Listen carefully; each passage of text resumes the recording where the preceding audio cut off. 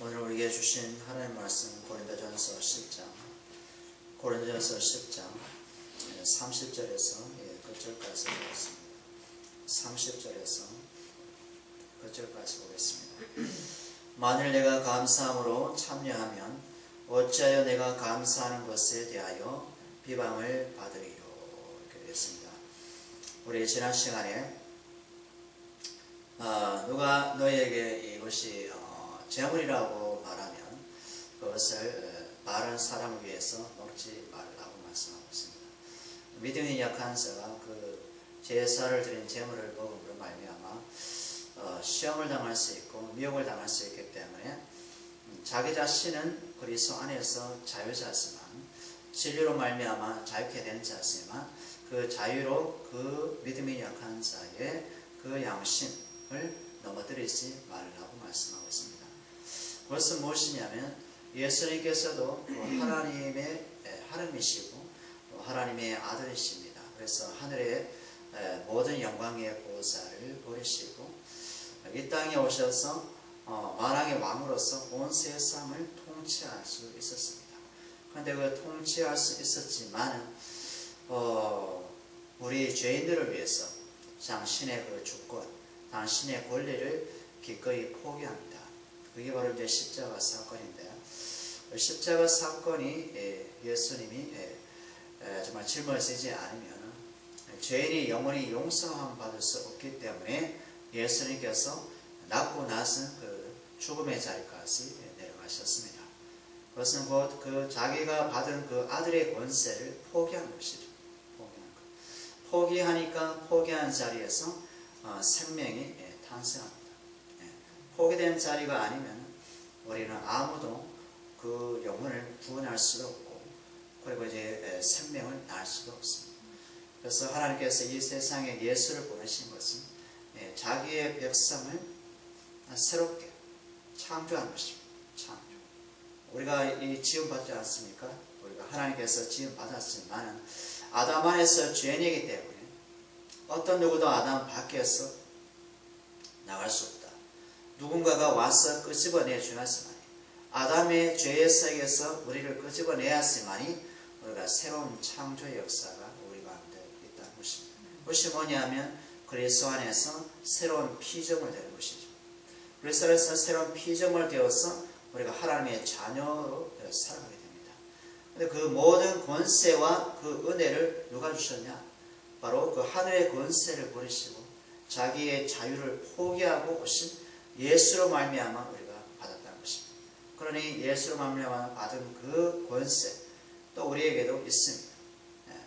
우리가 하나님의 자녀이면 상속자요 그리스도 예수와 함께하는 상속자니 이렇게 되어 있습니다.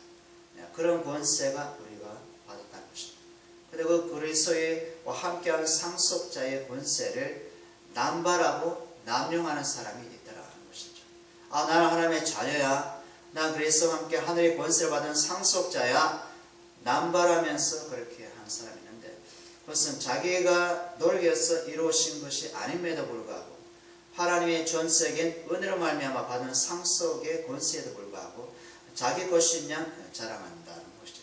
그게 바울이 이제 얘기한 겁니다. 너희가 자유자냐? 그렇다.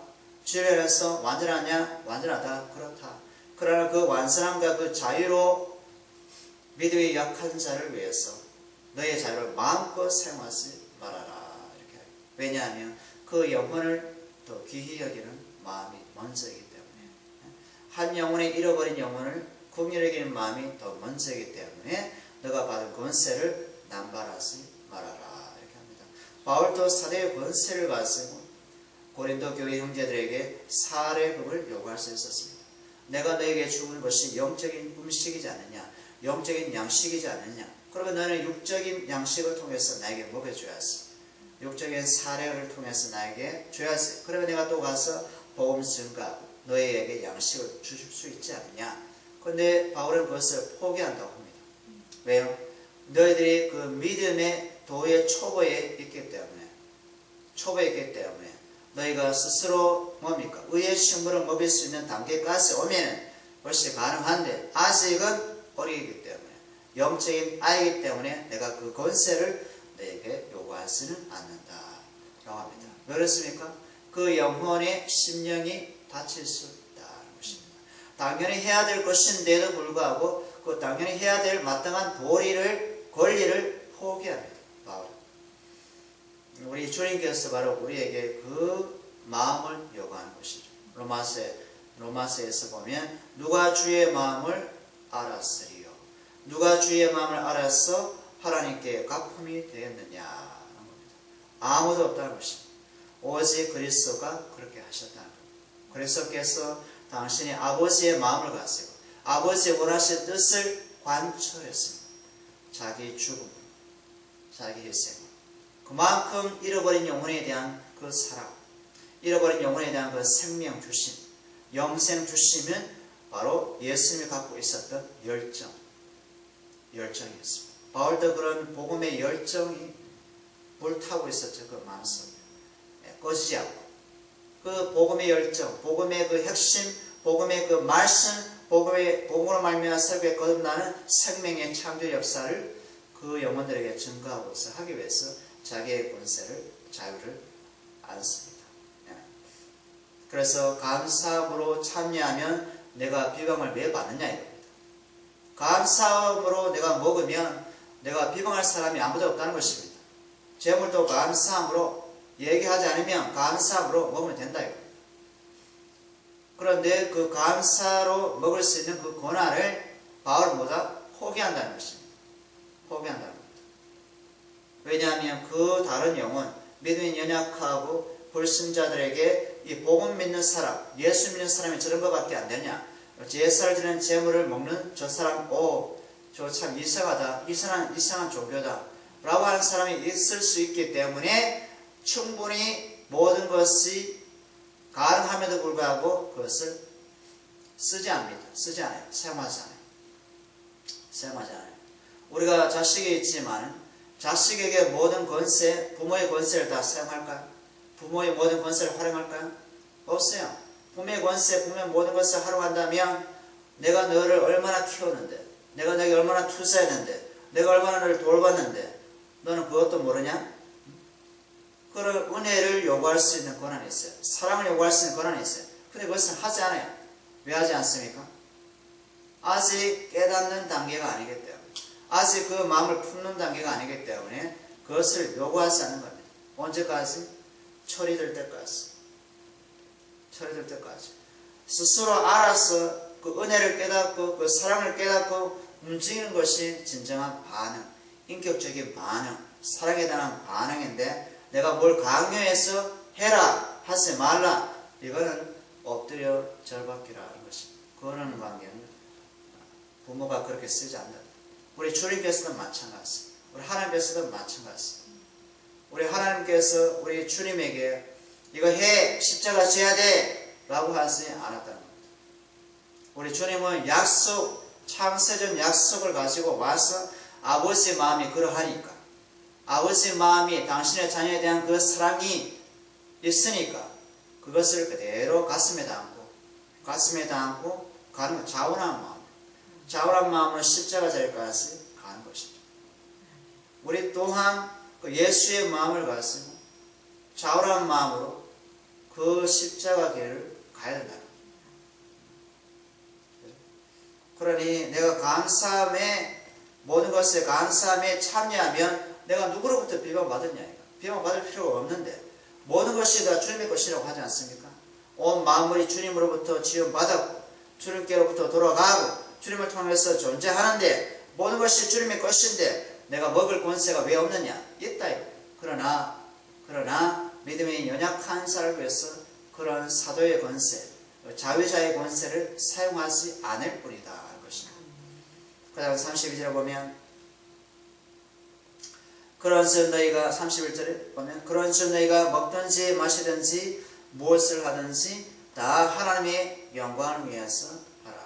먹든지 마시든지 이거는 하나의 한정된 영역이겠죠. 모든 것에 모든 일을 함에 있어서 하나님의 영광을 위해서 하면 아무런 흠이 없다는 것입니다. 하나님의 영광이 되느냐 안 되느냐 보면 안다는 것입니다. 어떻게 해요? 내가 그 자유를 함부로 남용하지 않고 하나님 주신 그 십자가의 사랑을 함부로 남용하지 않고 그 영혼을 먼저 생각하고 그 영혼의 심령을 먼저 생각함으로 절제되는 마음, 나의 유익이 아닌 다른 사람의 유익을 위해서 사용하는 감사한 마음, 그것이 곧 하나님의 영광이 되는 것인데, 그럼 구체적으로 하나님의 영광이 무엇인가 말씀을 통해서 한번 보게 되면 로마서 우리 15장 가볼까요? 로마서 15장 9절을 보면, 로마서 15장 9절에 보면 이방인들도 그 긍휼하심으로 말미암아 하나님께 영광을 돌리게 하려 하심이라.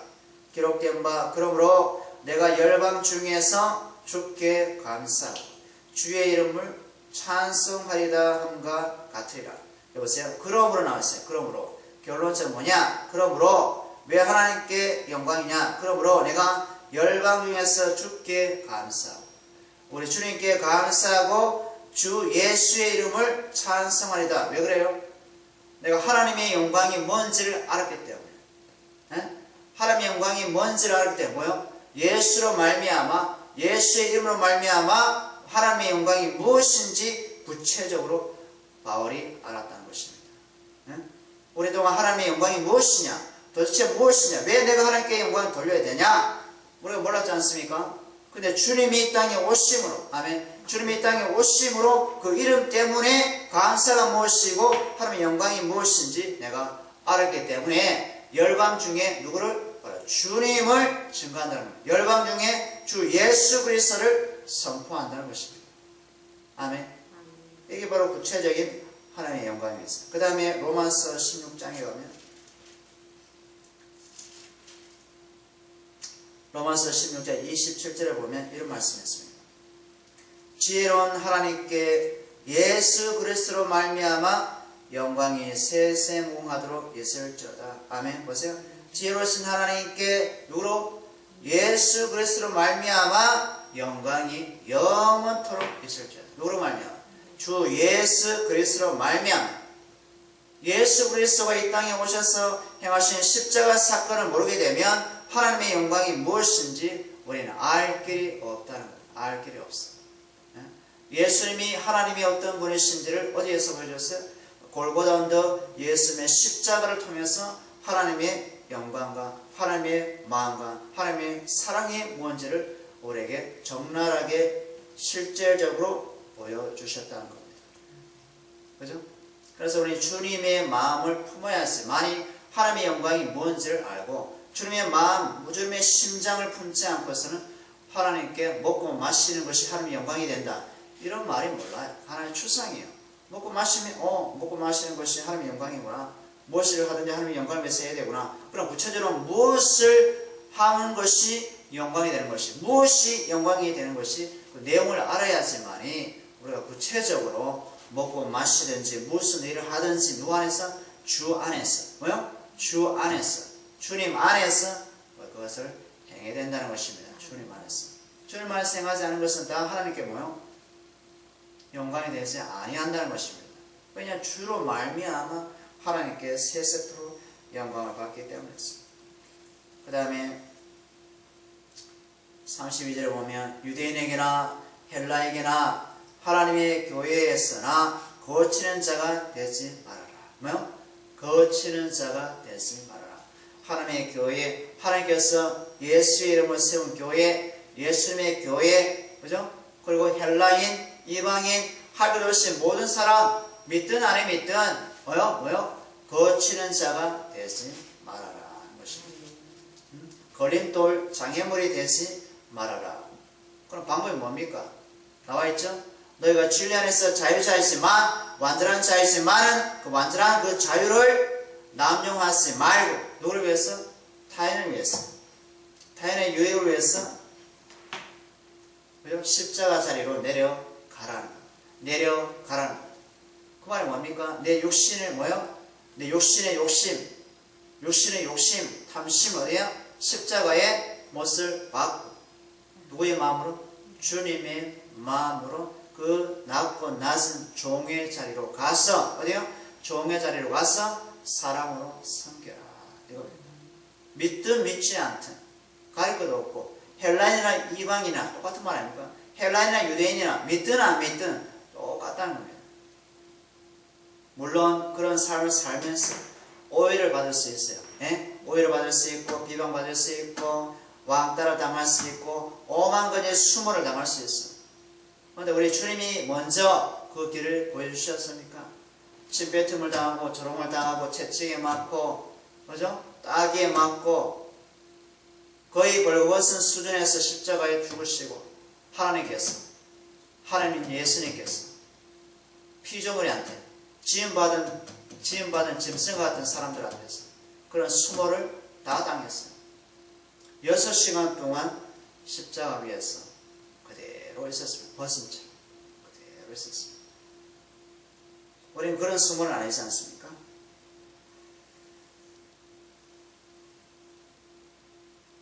우리 말씀 한번 볼까요? 마태복음 9장 볼까요? 마태복음 9장 13절.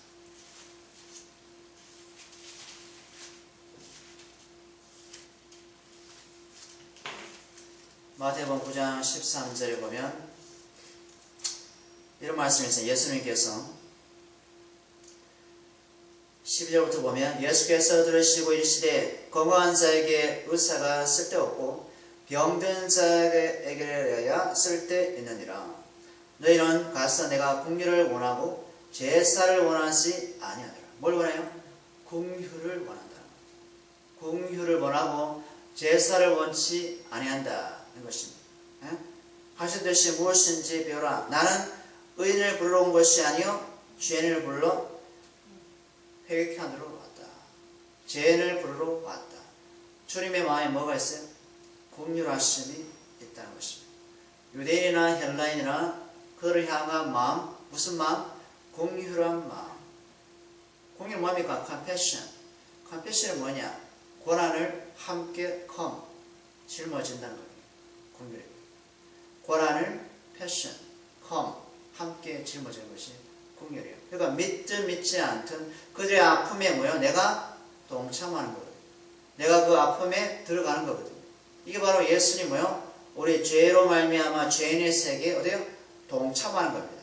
죄가 없음에도 불구하고 어디요? 죄인의 세계에 그 아픔에 동참하는 것이 뭐요? compassion, 긍휼이라는 것입니다. 긍휼을 짊어주시고 보여주신 것이 바로 십자가 사건이다 하는 것입니다. 내가 내 죄 짐을 대신 져줄게 이겁니다. 그죠? 우리가 뭐요? 이방 사람과 헬라인과 유대인들이나 믿지 않은 사람이나 친척이나 뭐요? 그들의 짐을 내가 대신 질게. 그런 마음의 자리까지 가기를 우리 주님이 원하신다. 그게 바로 하나님께 뭐가 된다? 영광이 된다 이것입니다. 그러니까 하나님의 영광이 되는 것은 쉽습니까? 어렵습니까? 쉬운 게 아니겠습니까? 내 뼈를 깎는 그 자리까지 내려가지 않고서는 불가능하니까 성령이 그 일을 하신다는 겁니다. 성령이 육신을 십자가의 못을 받고 성령님께서 그 일을 가도록 우리에게 이끌어 주신다는 겁니다. 그 다음에 로마서 11장 볼까요? 로마서 11장 30절. 로마서 11장 30절.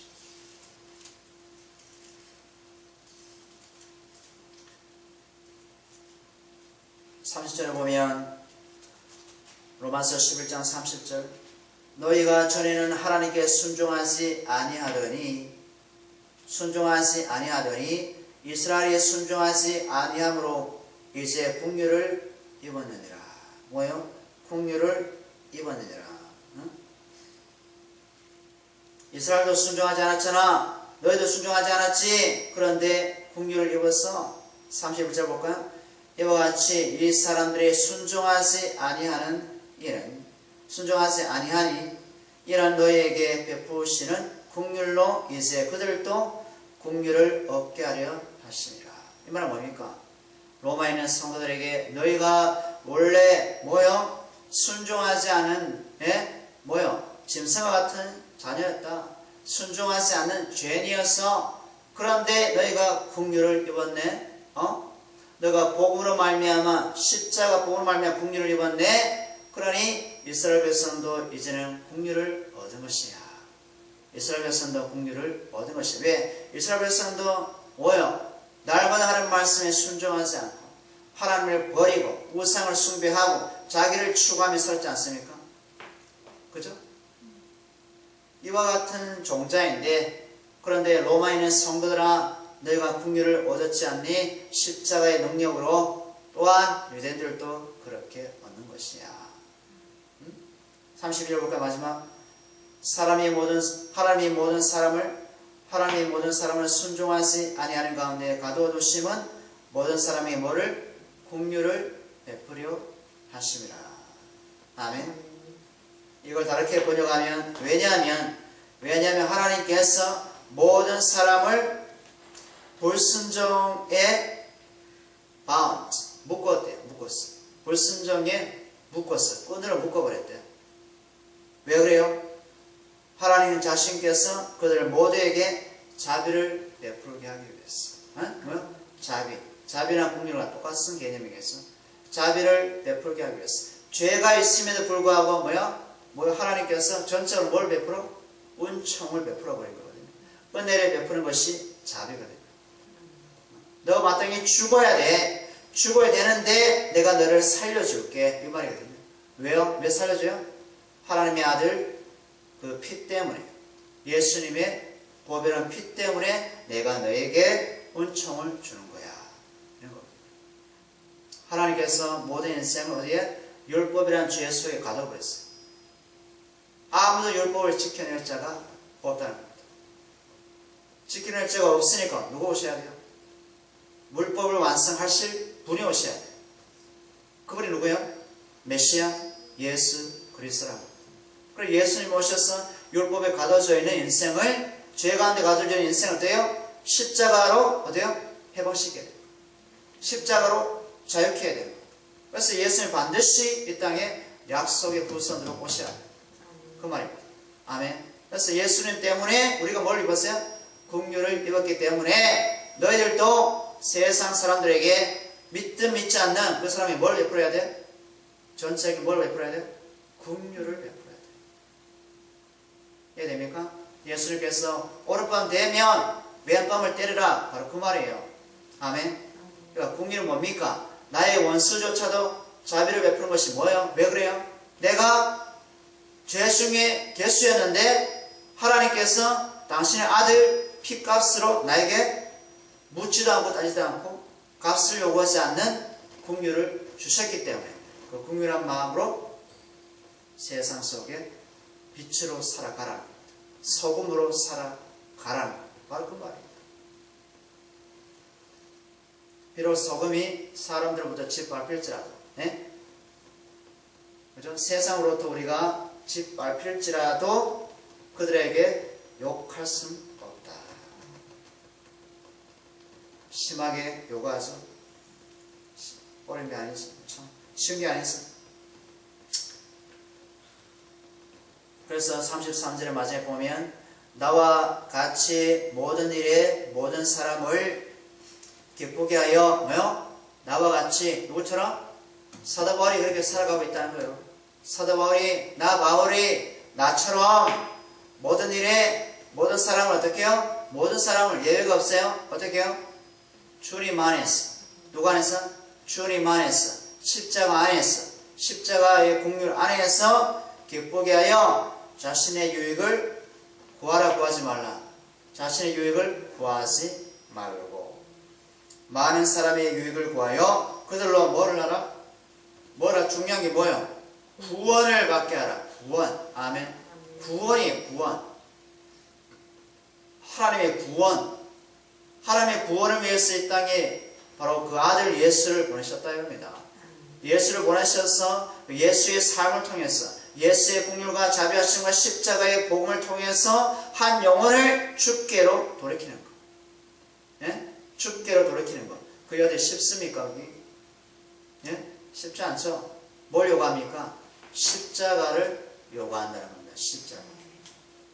하나님께서 택하신 자가 있는데 그 택하신 자가 누군지 몰라.